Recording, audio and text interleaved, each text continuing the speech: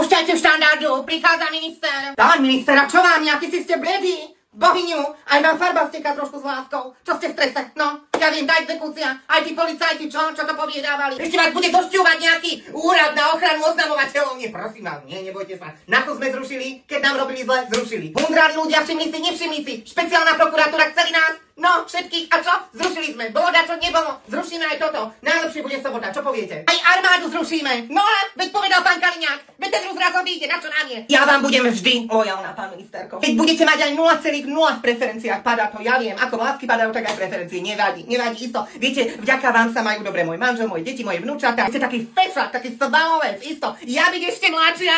Veď nie nadarmo ma volali za Mečiara, že gymnastka. No. Joj, bože, to boli časy, vtedy sa krádlo dobre, ale aj teraz sa dobre kradne. No, veď povedzte, čo oni proti nám zmôžu na tých námestiach tam povýzdujú, že odstúpte.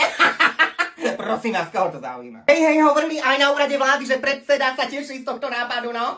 Že takto sa to robí, do Garyho matere. Ja viem, tá exekúcia, hej. To človeka na sere, aj tie nákupy, nebojte sa, všetko nám prešlo, prejde aj teraz. No, veď Slováci.